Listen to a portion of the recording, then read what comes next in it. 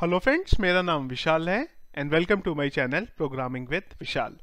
तो फ्रेंड्स, आज के वीडियो में हम लोग डिस्कस करेंगे कि कैसे हम हमारे पासवर्ड को इनक्रिप्ट और डिक्रिप्ट कर सकते हैं, इसकी ज़रूरत क्या है और कैसे ये पूरा प्रोसेस अगर लॉगिन और रजिस्ट्रेशन के टाइम पे हमें इम्प्लीमेंट करना है तो कैसे इसे करेंगे हम। ऑलरेडी फ्रेंड्स, अगर आपको अपने डेटाबेस के डेटा को कैसे इनक्रिप्ट और डिक्रिप्ट करना है, जैसे कि हम लोग व्हाट्सएप के केस में सुनते हैं कि व्हाट्सएप जब भी हम कोई मैसेज भेजते हैं तो उसे इनक्रिप्ट करके भेजता है। ये सारा अगर आप प्रोसेस देखना चाहते हैं तो इसका वीडियो मैं ऑलरेडी पहले भी बता चुका हूँ आपको। वीडियो के डिस्क्रिप्शन पे हमारे लिंक दे दूंगा, वहां से आप उसे देख सकते हैं। चलिए जी, तो सबसे पहले हम लोग नॉर्मली देखते हैं कि पासवर्ड को इनक्रिप्ट डिक्रिप्ट कैसे करेंगे, उसके बाद हम लोग एक लॉगिन रजिस्ट्रेशन के पेज में उसको स्क्रिप्ट को डाल देंगे। तो पासवर्ड को इनक्रिप्ट करने के लिए हमारे पास एक फंक्शन होता है जिसको हम बोलते हैं पासवर्ड अंडरस्कोर हैश। ये क्या करता है, हमारा जो भी पासवर्ड है उसे हमें इनक्रिप्ट करके दे देता है। जैसे कि हम यहां लिखते हैं एक पी पासवर्ड नाम से एक वेरिएबल बना लेते हैं, इसके अंदर डाल देते हैं विशाल। अब अगर इसको इनक्रिप्ट करना है तो हमारे पास फंक्शन है पासवर्ड अंडरस्कोर हैश। दो पैरामीटर लेगा ये। सबसे पहला पैरामीटर कि किस पासवर्ड को आपको इनक्रिप्ट करना है, और इसके बाद सेकंड पैरामीटर में ये लेता है हमारे अलग अलग मेथड हैं पासवर्ड को इनक्रिप्ट करने के लिए। तो जो सबसे बेसिक मेथड है पासवर्ड अंडरस्कोर डिफॉल्ट, उसका हम यहां पे यूज कर रहे हैं। जैसे ही मैं इसे हिट करूंगा तो ये देखिए जो हमारा पासवर्ड है ये हमारे पासवर्ड को इस तरीके से इनक्रिप्ट करके हमें रिटर्न करके दे देता है। सेम टाइम पे अगर दोबारा भी मैं सेम विशाल नाम के पासवर्ड को रीलोड करूंगा यहां पे, तो देखिए ये हर बार जो मुझे विशाल का डेटा जनरेट करके देगा वो इनक्रिप्ट करके देगा, और इसी चीज को हम लोग हमारे डेटाबेस में डाल देंगे। पर अब प्रॉब्लम यह है कि जो ये इनक्रिप्ट हुआ है अगर हमें चेक कराना है तो हम लोग इसको चेक कैसे कराएं? तो इसको डिक्रिप्ट नहीं कर सकते आप। ये जो मैंने पासवर्ड आपको दिखाया है, इसको चेक कराने के लिए हमें कंडीशन सेट करनी पड़ती है। कैसे कंडीशन सेट करेंगे? मैं एज्यूम करता हूं कि विशाल का जो इनक्रिप्टेड पासवर्ड है वो ये है, तो यहां पे आते हैं। फिलहाल ये दोनों चीजों को मैं कमेंट आउट कर देता हूं। पासवर्ड जो इनक्रिप्टेड पासवर्ड है हमारा, उसे मैं एक वेरिएबल के अंदर यहां पे इस तरीके से डाल देता हूं। और ध्यान रखेंगे कि यहां पे सिंगल कोट ले लेते हैं, क्योंकि डबल कोट लेंगे तो अंदर डॉलर पड़ा हुआ है तो ये इसको एज अ वेरिएबल ट्रीट करेगा यहां पे। तो हमारे पास एक फंक्शन होता है password underscore verify. Password underscore verify दो पैरामीटर लेगा ये। पहला पैरामीटर लेगा कि किस पासवर्ड से इसे कंपेयर कराना है, तो ये वो पासवर्ड है जिससे मुझे इसको कंपेयर कराना है। तो अगर ये कॉम्बिनेशन हमारा चला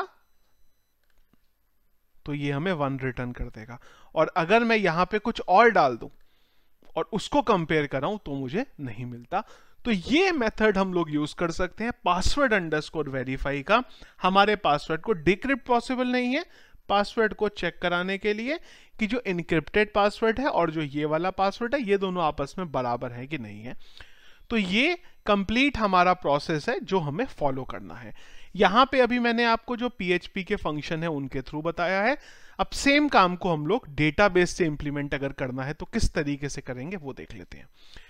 इसके लिए एक कनेक्टिविटी की जरूरत पड़ेगी, वो ऑलरेडी मैंने यहाँ पे db.php में मेरे डाली हुई है। ये मेरी डेटाबेस की टेबल है, तो यहाँ पे मैं एक टेबल बना लेता हूँ।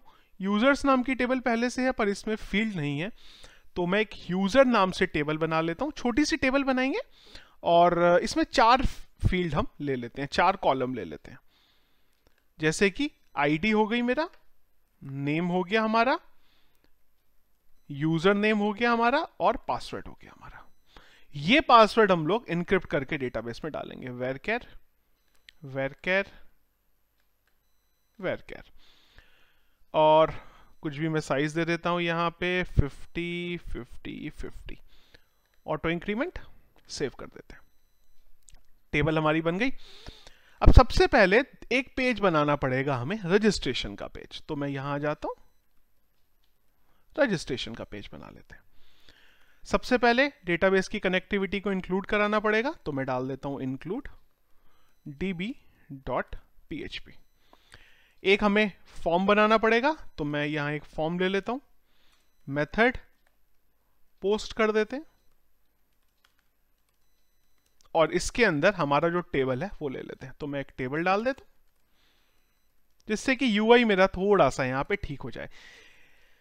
कोई CSS ऐसी चीजें मैं यहाँ नहीं लगा रहा हूँ क्योंकि जो मेरा मेन फोकस है वो आपको कोडिंग सिखाने और समझाने में है यहाँ पे, ना कि आपको CSS और फैंसी यहाँ पे कोई रजिस्ट्रेशन फॉर्म बनाने में है। इसीलिए जो नॉर्मल तरीके से हमारा फॉर्म है हम लोग वैसे बना रहे हैं। नेम ले लेते हैं और यहाँ पे एक रिक्वायर्ड डाल देते हैं, कॉपी पेस्ट पेस्ट पेस्ट। एक नेम हो गया हमारा, एक यूजर नेम हो गया, एक पासवर्ड हो गया और यहाँ पे भी पासवर्ड कर देते हैं और यहाँ पे भी पासवर्ड कर देते हैं। यहां से इसे हटा के इनपुट टाइप सबमिट कर देते हैं। तो ये हमारा बन गया रजिस्ट्रेशन फॉर्म। यहां से यूजर रजिस्टर करेगा और एक दूसरा पेज बनेगा जहां से यूजर जो उसको लॉगिन करने का काम कर लेगा। चलिए जी, सबसे पहले हम लोग आते हैं यहाँ पे और जो सबमिट का डेटा है उसे रिट्राइव करते हैं। तो कोड कब चलेगा? जब आप सबमिट के बटन पे क्लिक करेंगे। तो उसके लिए हम डाल देते हैं इफ इस सेट। क्यों इस सेट? क्योंकि जब सबमिट के बटन पे क्लिक होगा तभी हमारा ये कोड चलना चाहिए। ठीक है, एक एक करके डेटा रिट्राइव कर लेते हैं। Name is equal to $_ name और यहां पे यूजर नेम और पासवर्ड भी ले लेते हैं। यूजर नेम और पासवर्ड मैं यहां पे अभी के लिए कोई सैनिटाइज मेथड यूज नहीं करता हूं, खाली आप लोगों को प्रोसेस समझाने का जो मेरा काम है वो है यहां पे। अब जब रजिस्टर हम लोग करते हैं तो सबसे पहले तो हमें ये चेक करना पड़ेगा कि भाई ये यूजर नेम एग्जिस्ट करता है या नहीं करता, क्योंकि अगर ये यूजर नेम ऑलरेडी पड़ा है तो हम रजिस्टर कर ही नहीं सकते। तो मैं एक कंडीशन डाल देता हूं, if mysqli _num _rows of mysqli _query of connectivity select star from user where user name is equal to this।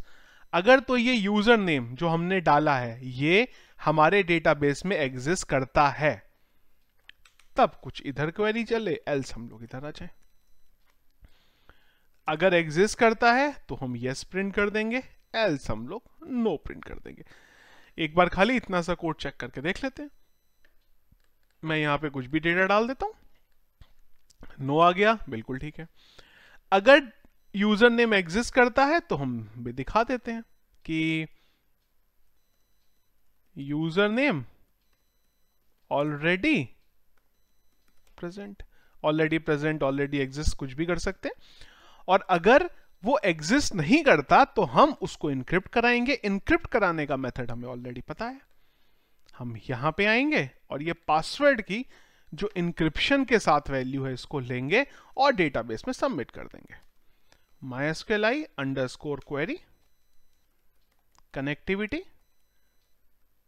insert into table values। क्या क्या टेबल में? नेम चला गया हमारे पास, यूजर नेम चला गया हमारे पास और पासवर्ड चला गया। और यहां पे हम लोग डेटा डाल देते हैं, user name, user name and password.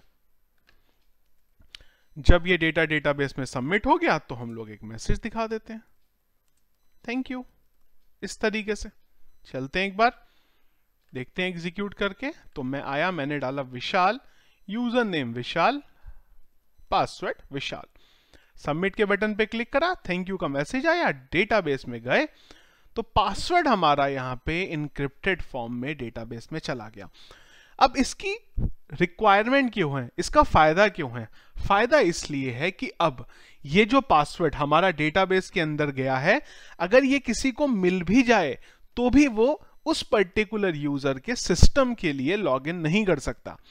अगर यहाँ पे इसकी जगह पे ये पासवर्ड होता और कल को किसी को डेटाबेस का एक्सेस उसको मिल जाता तो वो इस क्रेडेंशियल से वेबसाइट पे लॉगिन कर सकता था। इस वजह से हम लोग जो हमारा पासवर्ड है उसको इनक्रिप्ट कर लेते हैं।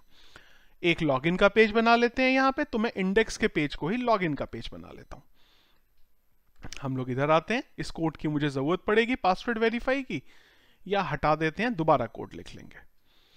तो मैं यहां पे इस कोड को हटा देता हूं इंडेक्स के केस में, और एक काम कर लेते हैं देखने के लिए कि भाई किस पेज में है, एक h1 टैग डाल देते हैं, रजिस्ट्रेशन कर देते हैं और यहां पे लॉगिन कर देते हैं इस तरीके से। अब ये रजिस्ट्रेशन का पेज है और ये हमारा लॉगिन का पेज है। यूजर नेम पासवर्ड लेंगे लॉगिन के केस में, हम लोग इधर आ जाते हैं। चलिए, तो यहां पे हमें थोड़ा सा कोड को चेंज करना पड़ेगा। तो नॉर्मली हम लोग क्या करते हैं कि जब हम डेटाबेस में ये चेक करते हैं लॉगिन के लिए कि यूजर नेम और पासवर्ड को चेक कराना है, तो हमारी एसक्यूएल क्वेरी कुछ इस तरीके से बनती है, $res is equal to this, और हम यहां क्या लिखते हैं, and password is equal to encrypted password. पर यहां पे प्रॉब्लम क्या है कि हम लोग डेटाबेस से पासवर्ड का कंपैरिजन नहीं करा सकते, तो यहां पे हम कुछ इस तरीके से कोड लिखते हैं। हम लोग खाली यूजर नेम का कंपैरिजन डेटाबेस से कराते हैं, और अगर वो यूजर नेम डेटाबेस में एग्जिस्ट होता है तो उसका पासवर्ड रिट्राइव करके फेच कर लेते हैं और उसको कंपेयर करा देंगे। मतलब हम लोग एक कंडीशन लगाएंगे कि अगर ये जो पासवर्ड डाला गया है, ये वाला पासवर्ड डेटाबेस में एग्जिस्ट करता है, तो इधर आएंगे, अदरवाइज हम मैसेज एक प्रिंट कर देंगे। क्या message? Please enter correct user name. क्यों? क्योंकि इस कंडीशन में वो तब जाएगा जब यूजर नेम करेक्ट नहीं होगा।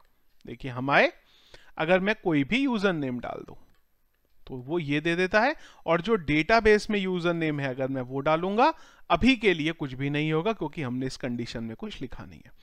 इसके बाद हमें पासवर्ड को चेक कराना पड़ेगा, तो हमने उसके लिए पासवर्ड अंडरस्कोर वेरीफाई देखा था।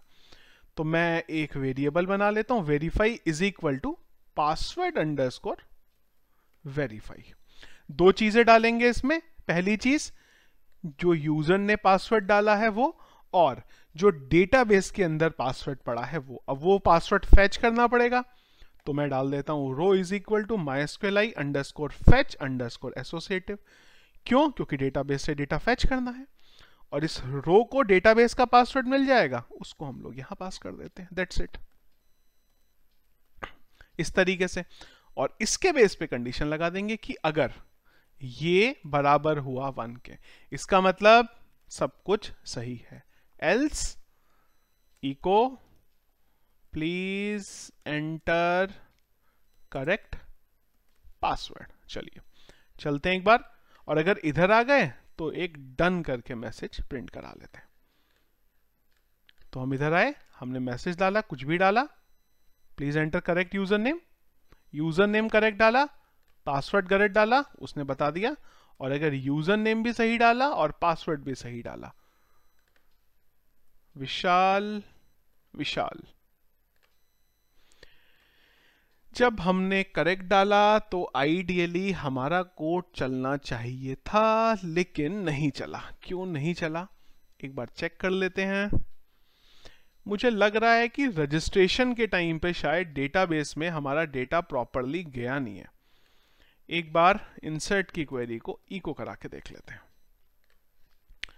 तो रजिस्ट्रेशन के पेज पे चलते हैं, और यहां पे ये जो डेटा पड़ा है इसे एक बार ट्रंकेट मार देते हैं, अदरवाइज ये हमें रजिस्टर नहीं करने देगा। तो मैं यहां डालता हूं विशाल विशाल विशाल। देखिए जो एसक्यूएल क्वेरी इशू दिख गया मुझे, जो एसक्यूएल क्वेरी एग्जीक्यूट हुई उसके एंड में 7YQ आ रहा है, और जो डेटाबेस में डेटा है उसके एंड में देखिए वो नहीं आ रहा है। प्रॉब्लम क्या है? प्रॉब्लम हमारे साइज का है। तो इस साइज को चेंज करके हम कर देते हैं 100। अब डेटा बराबर डेटाबेस में स्टोर होगा। एक बार ट्रंकेट कर देते हैं इसे, यहां पे राइट क्लिक, रीलोड कर देते हैं। अब देखिए एंड में पासवर्ड के LCRG आ रहा है, यहां पे भी LCRG आ रहा है। उस था क्या कि हमने साइज कम लिया हुआ था, उस वजह से आपके सिस्टम में पासवर्ड जो था वो प्रॉपर इंसर्ट ही नहीं हो रहा था। अब जब पासवर्ड डेटाबेस में इंसर्ट नहीं होगा तो कंडीशन कैसी चलेगी। अब जब मैंने यूजर नेम पासवर्ड सही डाला तो मेरे पास यहां पे डन आ गया। तो अच्छा हो गया कि ये एरर हमारे सामने आया, बग हमारे सामने आया, जिससे अगर आप लोगों के सामने भी ये आए तो उसको आप लोग ध्यान से देख सकते हैं, और अगर एरर या बग आता है तो इस तरीके से रिजॉल्व कर सकते हैं। अब इसके बाद तो मुझे नहीं लगता कुछ बताने की जरूरत है मुझे, इतना कोड आपका हो गया। इसके बाद आपको सेशन लगा देना है। सेशन को स्टार्ट कर देते हैं हम लोग, और इस पेज से सेशन बना के एक सेशन बना लेते हैं। यहां पे is underscore login is equal to true, और इसको जहां पे भी आपको रीडायरेक्ट कराना है वहां पे आप रीडायरेक्ट करा सकते हैं इस तरीके से। तो dashboard.php का भी चलिए एक फाइल बना लेते हैं। जब प्रोसेस कर ही रहे हैं तो प्रोसेस को कंप्लीट भी कर लेते हैं। आ जाते हैं यहां पे, एक डैशबोर्ड का पेज बना लेते हैं। ये डैशबोर्ड का पेज कब खुलना चाहिए? ये पेज सिर्फ तब ओपन होना चाहिए जब यूजर लॉगिन करे हुए होगा, अदरवाइज नहीं ओपन होगा। तो हमने उसके लिए एक सेशन का वेरिएबल बनाया है, ये वाला। इसकी कंडीशन लगा देते हैं कि इफ अगर ये सेशन नहीं सेट होगा, इफ नॉट इज सेट, अगर ये सेशन सेट नहीं होगा तो ये यूजर को यहां से रीडायरेक्ट कर दिया जाए। कहां रीडायरेक्ट कर दिया जाए? लॉगिन पेज पे, यानी कि इंडेक्स के पेज पे। और अगर सब कुछ ठीक है तो यहां पे एक मैसेज दिखा दिया, वेलकम एडमिन या वेलकम यूजर, या फिर यूजर के नाम से मैसेज दिखाना है तो यूजर के नाम से मैसेज दिखा दीजिए। इसके लिए हम लोग यूनेम ले लेते हैं यहां पे, NAME, और यहां पे $रो में यूजर का नाम डाल देते हैं, जो भी यूजर लॉग इन करेगा, और इसी वेरिएबल के थ्रू हम लोग मैसेज दिखा देते हैं इस तरीके से। और एक यहां पे लॉग आउट का बटन डाल देते हैं कि जब यूजर लॉग आउट पे क्लिक करेगा तो वो सिस्टम से लॉग आउट हो जाना चाहिए। logout.php, एक logout.php बना लेते हैं, इसी पेज की रेप्लिका। अब logout.php क्या बोलेगा कि भाई मैं जो सेशन है उसे अनसेट कर दूंगा। इस तरीके से आप उसे अनसेट कर सकते हैं। अनसेट होते ही उसे आप यहां से रीडायरेक्ट कर सकते हैं। रीडायरेक्ट का कोड हम लोगों ने यहां लिखा हुआ ऑलरेडी। अब जब भी ये लॉग आउट करेगा तो ये यहां से हट जाएगा। एक बार चलते हैं, एग्जीक्यूट करके देख लेते हैं सब कुछ। हम लोग इसे हिट करते हैं, यहां आए हम लोग, हमने डाला विशाल, कोई गलत नेम डाला तो उसने एरर मैसेज दे दी, गलत यूजर नेम गलत पासवर्ड डाला तो उसने इस तरीके से बोल दिया। जैसे ही विशाल विशाल करेंगे तो हमारा एक डैशबोर्ड का पेज होगा जो हमारे लिए एक्सेसिबल होगा इस तरीके से। और जैसे ही मैं यहां से लॉग आउट कर दूंगा तो क्या हुआ, लाइन नंबर 3 में कुछ हुआ लॉग आउट में।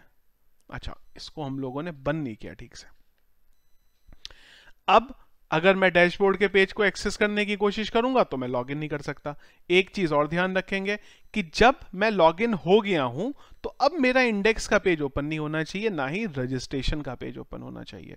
तो उसके लिए यही कंडीशन को हम कॉपी पेस्ट करके यहां डाल देते हैं कि अगर सेशन बना हुआ होगा तो डैशबोर्ड के पेज पर रीडायरेक्ट कर दें। आइडियली एक इसके लिए भी इंक्लूड फाइल बना सकते हो, आप वहां से इसे डाल सकते हो। हम लोग इधर आ गए। अब यूजर अगर वो आएगा तो वो सिस्टम के अंदर लॉगिन नहीं कर पाएगा। एक काम और भी कर लेते हैं यहां पे कि लॉगिन के टाइम पे एक और फंक्शन कॉल करा लेते हैं, mysqli_realscape string। नहीं तो अगर यूजर ने स्पेशल कैरेक्टर का यूज करा तो वो हमारे साथ SQL इंजेक्शन का भी प्रयोग कर सकता है और हमारे सिस्टम में घुस सकता है। तो ये हम लोगों ने थोड़ा एक लेवल पे हमारे लॉगिन में सिक्योरिटी डाल दी। यहां पे भी अगर आपको डेटा सैनिटाइज करना है तो उसके लिए आपके पास फंक्शंस आते हैं, उसका यूज कर सकते हैं, पर उसको हम फिलहाल के लिए इस वीडियो से इग्नोर करते हैं। तो ये रहा फ्रेंड्स आपके पास कंप्लीट प्रोसेस।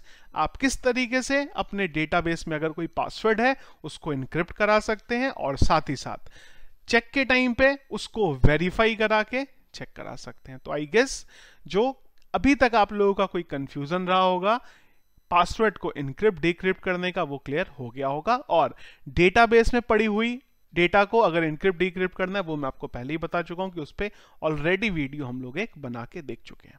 तो ये था फ्रेंड्स हमारा आज का वीडियो। अगर आपको पसंद आया तो इसको लाइक और शेयर जरूर करिएगा। चैनल में अगर आप नए हैं और आगे भी मेरे वीडियोस देखना चाहते हैं तो जरूर हमारे चैनल को सब्सक्राइब कर लीजिएगा। सोर्स कोड आपको वीडियो के डिस्क्रिप्शन में मिल जाएगा, वहां से आप उसे डाउनलोड कर सकते हैं। Thank you.